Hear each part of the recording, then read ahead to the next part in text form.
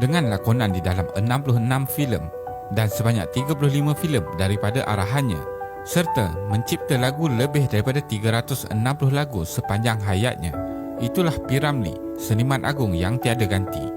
Dilahirkan di Pulau Pinang pada 22 Mac 1929. Perkataan P yang ada pada nama beliau adalah bermaksud putih, iaitu nama bapanya. Boleh dikatakan beliau mempunyai kemampuan dalam semua cabang dunia hiburan waktu tersebut. P. Ramlee mempunyai satu karakter yang membuatkan beliau disayangi peminat. Namun begitu, semasa masih hidup, ramai juga tidak menghargai insan berkebolehan ini. Sehinggalah kematian beliau, barulah populariti P. Ramlee terus meningkat hingga sekarang. Jadi, bagaimana ini semua boleh berlaku? Teruskan menonton.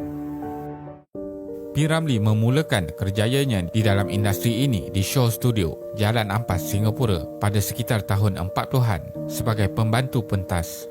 Hanya mengambil masa dalam beberapa tahun sahaja, P. Ramlee telah membuktikan kredibiliti beliau dengan menjadi pengarah filem yang paling berjaya, menulis skrip dan membintangi beberapa siri filem box office. Pada zaman kemuncaknya, P. Ramlee mempunyai ramai peminat yang bukan sahaja dari Malaysia, bahkan dari Singapura, Indonesia dan Jepun. Dengan personaliti yang lebih mengutamakan seni budaya Melayu dalam filem maupun lagu, beliau telah memenangi berjuta hati peminatnya. Selepas mengarah filem Tiga Abdul bersama Shaw Brothers, beliau berpindah ke Merdeka Studio selepas berlakunya ketidakpuasan dan mogok daripada pekerja di sana. Di Merdeka Studio, P. Ramlee berdepan dengan kesukaran dalam menghasilkan filem yang berkualiti kerana peralatan yang kurang canggih berbanding Singapura dan kru penerbitan yang kurang mahir. Sehinggakan beliau terpaksa menyunting sendiri salah satu filemnya, iaitu Si Tora Harimau Jadian. Dalam tempoh 7 tahun selepas itu, beliau telah menghasilkan 18 filem dengan studio Merdeka dan tiada satu pun yang berjaya seperti di Shaw Studio. Zaman kejatuhan. Pada tahun 1968, syarikat rakaman EMI memutuskan untuk tidak menyambung kontrak telah memberi kejutan besar kepada P. Ramlee. EMI sebenarnya telah menghasilkan keuntungan yang besar hasil daripada titik peluh P. Ramlee. Beliau diberitahu lagu-lagunya sudah tidak mendapat sambutan daripada peminat.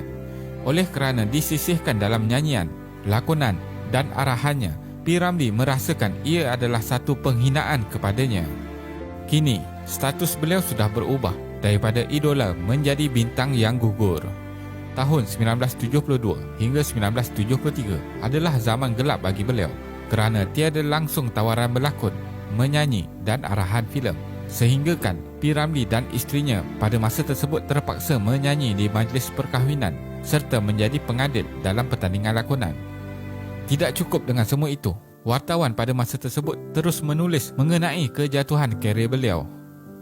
Namun begitu, Datuk H.M. Shah membawa sinar baru buat beliau dengan menubuhkan perusahaan filem Malaysia, Perfilma. Ia bertujuan memberikan peluang kepada P. Ramlee untuk menghasilkan filem berwarna. Walaupun semua ini nampak berjalan dengan lancar, tetapi pada hari pertama apabila pejabat dibuka, H.M. Shah dan P. Ramlee diberhentikan daripada Perfilma. Majoriti di Perfilma telah memutuskan filem warna pertama yang akan diarahkan oleh P. Ramlee perlu ditukar kepada pengarah muda lain. Beliau berasa amat kecewa dan tewas sepenuhnya pada kali ini. Selepas semua ini berlaku, menyediakan makanan di atas meja adalah perkara utama yang perlu dilakukannya. Walaupun hatinya masih menginginkan untuk menghasilkan satu filem berwarna dengan cara pinjaman daripada bank, namun semuanya gagal. Dari ini, tiada siapa lagi yang mengambil berat terhadap nasib P. Ramlee. Dalam pergelutan untuk meneruskan hidup dan memenuhi impiannya, P. Ramlee menemui sinar baru apabila H.M. Shah sekali lagi membantu beliau. Mereka telah menubuhkan syarikat baru, iaitu Rumpun Melayu.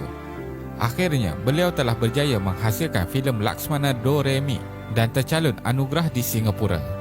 Semasa berada di dalam majlis anugerah tersebut, beliau tidak lagi dihiraukan oleh peserta dari Malaysia.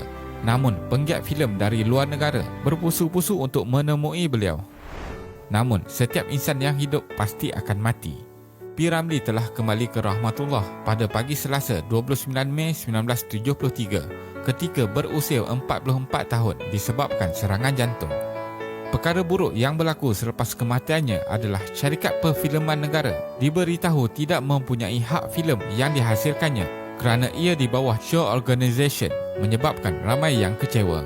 P. Ramlee telah dianugerahkan bintang kebesaran Darjah Panglima Setia Mahkota oleh Duli Yang Maha Mulia Seri Paduka Baginda Yang di-Pertuan Agong pada tahun 1990 yang membawa gelaran Tan Sri. Kesimpulannya, sangat menyedihkan apabila legenda seni yang sangat berbakat ini disisihkan, malah ada yang memboikot kerana tidak selesa dengan kehebatan yang ada pada individu ini. Walau apapun, penggiat seni yang ada sekarang harus mencontohi kesungguhan beliau dalam memartabatkan budaya Melayu dalam setiap karya yang dihasilkan. Terima kasih kerana menonton dan jangan lupa subscribe. Jumpa lagi.